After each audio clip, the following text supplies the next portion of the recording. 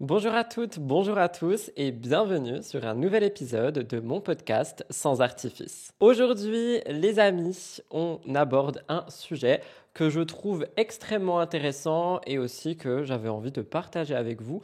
On parle encore une fois d'amour, je pense que vous l'avez compris, mais j'aime énormément parler d'amour sur ce podcast et aujourd'hui, on ne déroge pas à la règle parce que comme vous l'avez vu en titre, on parle du sujet de l'amour, mais surtout des choses que j'ai crues sur l'amour et que je ne crois plus aujourd'hui. En gros, on va la faire simple. Vous croyez au prince charmant? Bah, spoiler alerte, il n'existe pas. Du moins, selon moi. J'ai toujours cru plein de choses sur l'amour. Il y en a d'autres, il y en a certaines qui étaient belles. Il y en a d'autres qui étaient un peu plus mauvaises, voire toxiques. Et aujourd'hui, j'ai envie de parler de tout ça avec vous, de parler un petit peu des choses qui ont évolué pour moi et de parler de mes croyances qui sont peut-être différentes aujourd'hui. J'ai pas envie de faire cet épisode en mode je suis un donneur de leçons, en mode je sais plus de trucs que vous, etc. C'est pas du tout le cas. J'ai juste envie de discuter de ce sujet avec les personnes qui en ont envie et aussi pour montrer que les choses ne sont pas gravées dans le marbre. C'est-à-dire que notre vision de l'amour ou même de l'amitié ou peu importe, elle peut vraiment évoluer avec le temps au fil des expériences et c'est surtout ça que j'ai envie de démontrer ici dans ce nouvel épisode de Sans Artifice. Donc, je partage ma vision de la chose, pas du tout une expérience, j'allais dire générationnelle, mais non, une expérience universelle, mais vraiment ce que moi j'ai vécu et comment est-ce que moi je vois les choses. Avant d'entrer dans l'épisode, n'oubliez pas de laisser 5 étoiles sur la plateforme où vous écoutez et si vous me regardez sur YouTube, de liker l'épisode, de vous abonner. Ça fait grave plaisir. Et sans plus tarder, on va commencer tout de suite.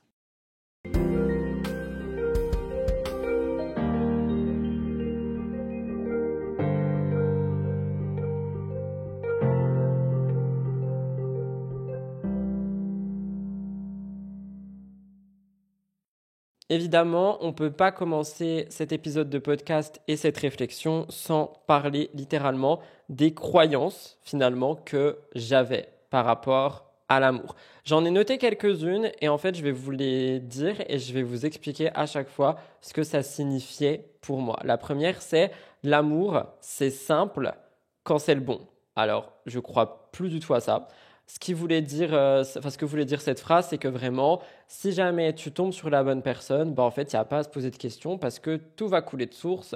Tout est simple, il n'y a pas à se dire oulala, ça va être compliqué, il ne va pas y avoir de complications, tu trouves la personne, tu te maries si c'est ton envie, tu adoptes des animaux, tu prends une maison, etc. Bref, tout est simple finalement. Et en fait, c'est pas du tout, selon moi, c'est pas du tout une vérité absolue.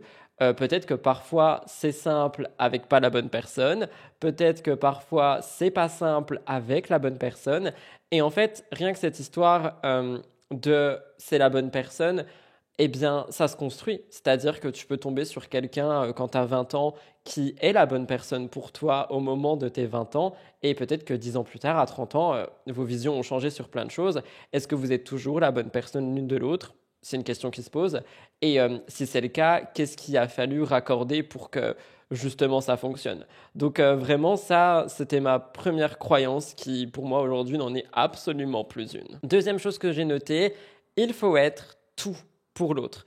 Alors là, je vais peut-être créer des débats et faire des ennemis, mais je sais qu'il y a beaucoup de gens pour qui, quand tu es dans une relation et quand tu es en amour, en fait, tu penses que tu dois être le tout pour l'autre. Tu dois être son meilleur ami, son frère, sa sœur.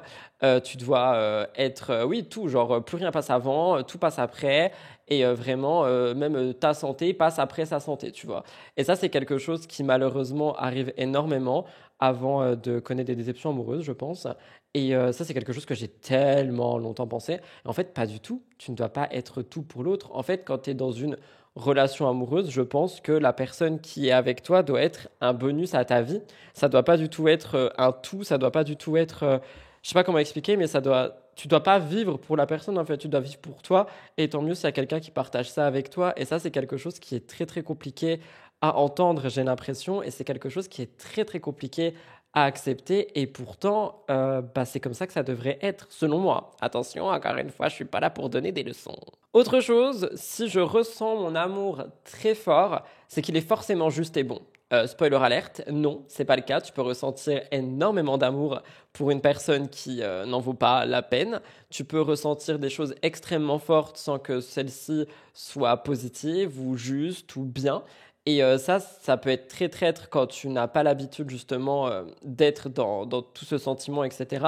Parce qu'il y a beaucoup de gens qui peuvent se dire, bon bah ok, je ressens tellement fort de choses pour cette personne que c'est forcément des choses qui sont saines, qui sont positives et qui sont bien, alors que pas du tout en fait. Tu peux peut-être ressentir énormément de merde aussi pour quelqu'un, désolé de mes termes, mais ce que je veux dire c'est que ça veut absolument rien dire je trouve, et ça c'est quelque chose que moi je pensais beaucoup, c'était oh là là, je l'aime si fort, donc forcément c'est bon, c'est juste. Et je vais pas parler d'une relation ou d'une autre, peu importe. Tout ce que je vous dis là, c'est des choses qui datent vraiment, vraiment, vraiment beaucoup. Il y en a quand même quelques-unes qui sont restées ancrées il y a encore quelques années, mais je vous parle quand même de choses d'il y a bien 10 ans là. Et, euh, et en vrai, c'est quelque chose qui peut être super traître quand t'as pas l'habitude, parce que tu peux te dire, bah, vu que j'aime tellement, bah, c'est forcément bon. Mais pas du tout. Et enfin, la dernière chose que j'ai notée qui rejoint un petit peu il faut être tout pour l'autre, c'est l'amour, c'est un peu fondre dans l'autre. Vous voyez ce que je veux dire? Genre se fondre dans l'autre, ne faire qu'un, n'être qu'une seule et même entité. Et ça, c'est quelque chose que j'ai longtemps cru avant de m'éduquer sur le sujet. Et si je peux vous donner mon avis par rapport à ça, c'est que effectivement, le couple est une entité, mais il y a aussi l'entité personne A et l'entité personne B. Après, si vous êtes en trouble, personne C, t'as compris. Mais ce que je veux dire, c'est que pour moi, il y a l'individualité de chacune des personnes et il y a l'entité, le couple en tant que tel. Et c'est pas se fondre l'un dans l'autre, c'est juste fonctionner seul et fonctionner en couple quand il faut fonctionner en couple. Et ça, c'est quelque chose qui, malheureusement, je pense n'est pas. Enfin, il y a beaucoup de gens qui vont peut-être pas être d'accord avec moi et c'est totalement ok. Hein, je précise encore une fois, il n'y a pas. Enfin, il y a pas. Pour moi, il n'y a pas de recette universelle. C'est vraiment ce que moi je pense. Et je pense que c'est plus sain et plus simple de fonctionner comme ça que de se dire qu'il faut vraiment se fondre dans l'autre et n'être que tout pour l'autre, etc., etc. Parce que bah, je pense que sur la durée, ça dure pas et je pense que ça peut vraiment créer des déséquilibres entre les personnes et à mon sens, c'est pas du tout ce qui doit être le cas dans une relation. Et ces idées, en fait, elles ne viennent pas de nulle part. Elles ont été énormément véhiculées dans certains films, dans certaines séries, dans certains livres, dans certaines musiques, sur les réseaux sociaux, par les couple goals, etc., etc. Et en vrai, ce sont des idées qui ont été beaucoup reçues. Et quand tu n'as pas vécu une relation, eh bien peut-être que ces idées sont aussi des idées que tu peux avoir. Et je pense que ça peut être dangereux pour les personnes qui, bah, justement, sont pas forcément expérimentées en amour et qui n'ont que ça comme référence. Et malheureusement, c'est pas ça la vie, comme je l'ai dit dans l'introduction et je le pense. Spoiler alerte, le prince charmant n'existe pas, je crois. Et du coup, bah, faut composer avec ça et il faut l'apprendre soi-même. Donc ça peut être vraiment difficile.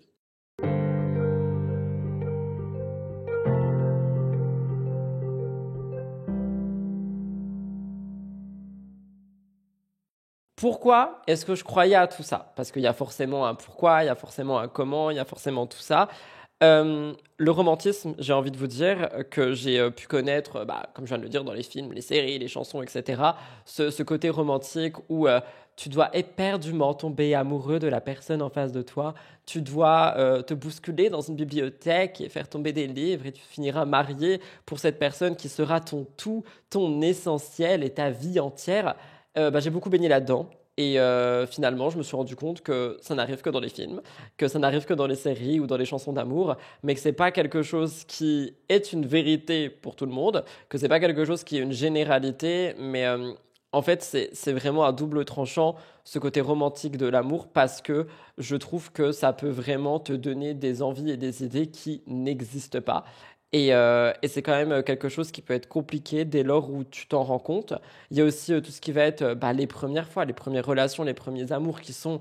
Ah, ça te coupe le souffle, tu vois, et tu te dis que bah, ça va être comme ça tout le temps, mais en fait tu grandis et tu te rends compte que pas forcément. Donc il y a vraiment tout ça, je pense, qui joue là-dedans et qui fait en sorte de se rendre compte que bah, ce n'est pas uniquement que ça. Vous voyez ce que je veux dire? Il y a aussi, je pense, le besoin d'intensité qu'on recherche toutes et tous euh, au début des premières relations, je pense, hein, peut-être qu'il y en a encore qui le cherchent aujourd'hui et c'est ok, mais je sais que dans mes premières relations, que ce soit des relations de couple ou juste des personnes que je connaissais et avec qui se passait quelque chose, j'étais vraiment à la recherche de cette passion flamboyante qui aujourd'hui n'est plus trop le cas. Aujourd'hui, je suis plus dans le viens, on s'aime simplement et on s'aime sainement et on essaye de s'aimer le plus longtemps possible. Alors qu'avant, j'étais vraiment en mode, il faut que ce soit tout feu tout flamme, même si ça dure 2 jours. Et ça, je pense que c'est pareil, c'est avec l'expérience, c'est avec l'évolution de la vie, c'est avec beaucoup de choses finalement qui se passent dans la vie. Et je pense que chacun l'apprend à ses dépens et je pense que chacun en fait le gère comme il veut par rapport à ce qu'il ressent et à l'intensité. Il y a aussi tout ce qui va être, je trouve, la validation des autres, c'est-à-dire que ton couple doit ressembler à tel stéréotype de couple pour être validé par les autres, mais validé par les autres, pourquoi? Est-ce que c'est eux qui vont finalement être dans ton foyer, dans ta vie? Absolument pas. Donc il y a tout ça qui peut facilement se mélanger et qui peut vraiment te donner ces croyances qui ne sont que des croyances auxquelles je ne crois plus, qui sont des croyances qui peuvent te bouffer en fait et te ronger de l'intérieur littéralement. Et comme je l'ai dit, ça rejoint un petit peu la fin de la partie précédente. Mais quand tu as uniquement baigné dans tout ce qui va être les films, les musiques d'amour, les livres à l'eau de rose et tout ça, en fait, tu n'as pas vraiment de repères réalistes autour de toi. Et tu idéalises, pardon, et tu projettes, enfin, tu fais de la projection des autres relations que tu peux voir, mais des relations sur des affiches de publicité, tu vois, des relations dans des films, dans des séries, où effectivement, tu te rencontres à la bibliothèque et c'est l'amour fou et ça dure toute la vie, ils ont des enfants et tout ça. Mais en fait, c'est un manque de repères total pour les personnes qui ont besoin de repères réalistes, qui n'arrivent pas à les trouver. Et ça, en mon sens, je trouve que c'est extrêmement dangereux parce que ça peut vraiment donner des idées et des croyances à des personnes et ces croyances peuvent être totalement biaisées par ce côté romantique de la chose qui, lui, n'existe pas ou existe très peu. Vous me direz dans l'espace commentaire si jamais vous êtes en relation, si ça s'est passé en mode romantisme comme je viens de vous le dire ou si juste ça a été la réalité quoi.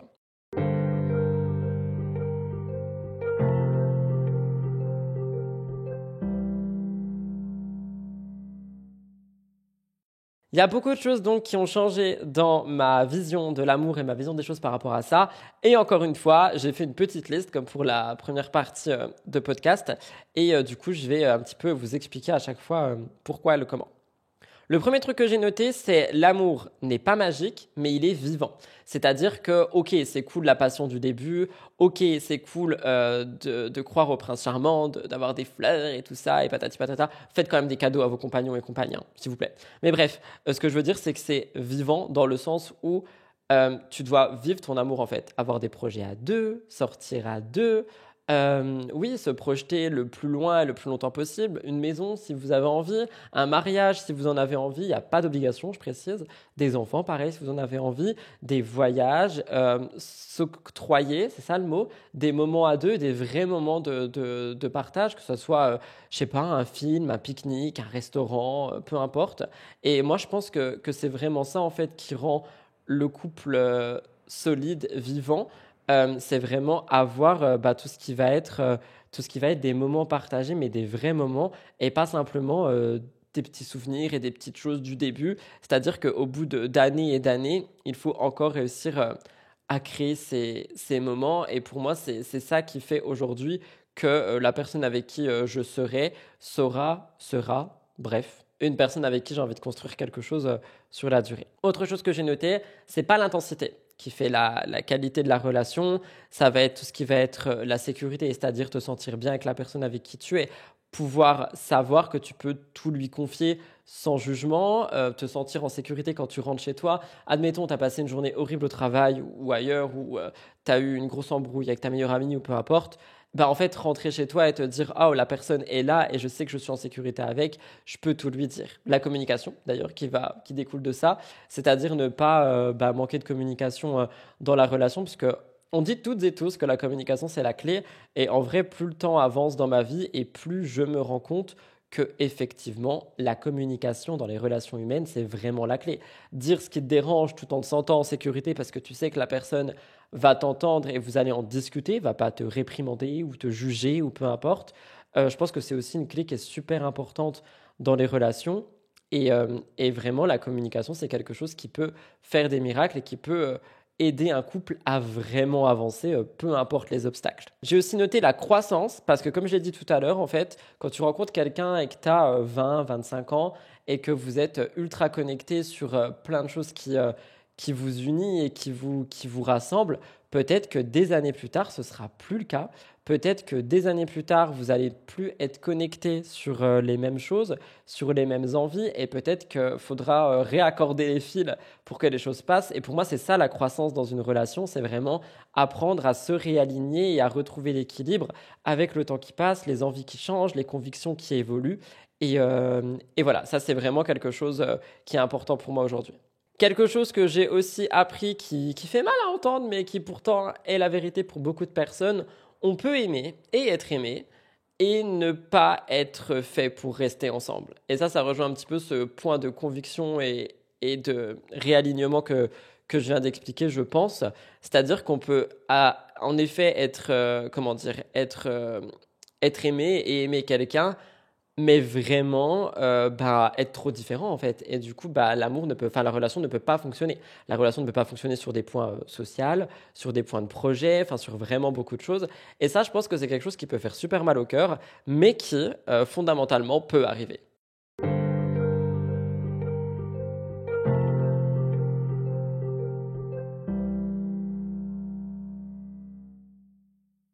Ce que j'ai envie de vous transmettre aujourd'hui, si jamais vous vous posez plein de questions par rapport à tout ça, c'est que l'amour, c'est pas forcément se perdre. En fait, tu peux pas te perdre dans l'autre, ne faire qu'un avec l'autre et ne plus avoir ton identité à toi.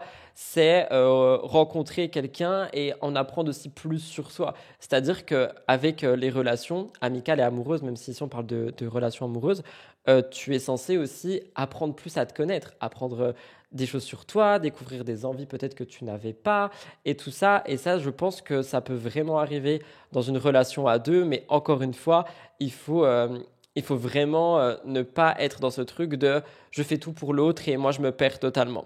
Et en fait, c'est possible d'aimer sans souffrir. Et ça, c'est quelque chose qui j'ai l'impression. Aujourd'hui, c'est plus là. Mais il y a des années, en fait, il y a beaucoup de gens qui restaient avec leur partenaire alors qu'ils en souffraient. En fait, tu étais dans une relation où tu étais plein de souffrances. Tu ne te sentais pas toi-même, tu acceptais des choses que tu n'es pas censé accepter. Et ça, c'est vraiment quelque chose qui aujourd'hui n'est plus trop là, mais c'était vraiment là à l'époque. Et c'est pas OK. En fait, t'as qu'une vie. Ne passe pas ta vie à souffrir pour être avec quelqu'un. Et je pense qu'on devrait avoir assez d'amour propre et d'amour pour soi que de rester avec soi-même plutôt que d'être avec quelqu'un qui te fait souffrir et qui te met en situation de difficulté tout le temps. Autre chose que j'ai appris, que j'ai envie de vous transmettre, c'est qu'on peut aimer plusieurs fois à des intensités différentes, parce que ça, c'est aussi quelque chose qui fait peur quand une relation se termine ou quand tu sais que ça va être la fin. Est-ce que je vais réussir à aimer à nouveau comme ça? Est-ce que je vais réussir à trouver quelqu'un que j'aimerais autant? T'aimeras peut-être autant, t'aimeras peut-être un peu moins, t'aimeras peut-être un peu plus, t'aimeras différemment surtout. Et c'est ça aussi qui est beau dans l'amour et dans les relations, c'est que oui, malheureusement, il y a des relations qui peuvent se terminer, mais tu peux aussi rencontrer d'autres personnes qui vont te faire te sentir autrement. Peut-être qu'un amour qui a duré 10 ans sera plus fort ou moins fort qu'un amour qui peut durer 2 mois, qui sera tout aussi fort, qui t'apportera plein de choses, comme un amour qui peut durer 20 ans. Et je pense qu'il y a des personnes qui sont faites pour être ensemble et rester ensemble le plus longtemps possible. Et je pense qu'il y a des relations qui sont faites aussi pour n'être qu'éphémères, même si c'est triste à dire, je pense sincèrement que c'est le cas aujourd'hui.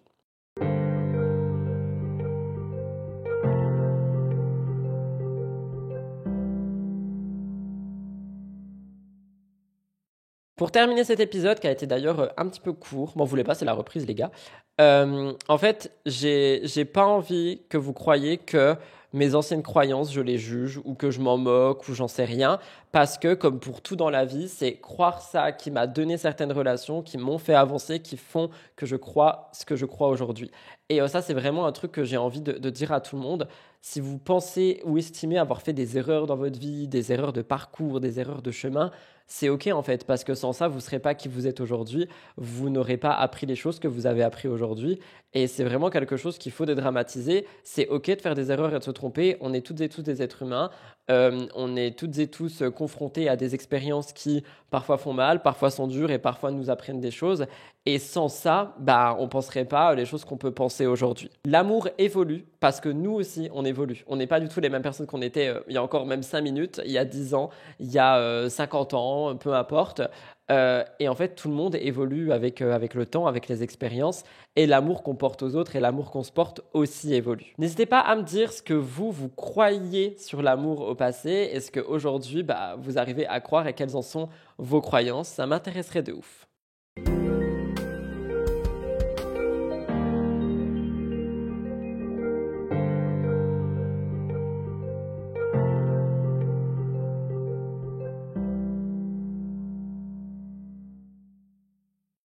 Voilà tout le monde pour ce petit épisode de Sans Artifice qui est la reprise finalement. Je sais que vous avez eu des épisodes tout longs, mais moi là c'est mon moment de rentrée où je reprends les tournages.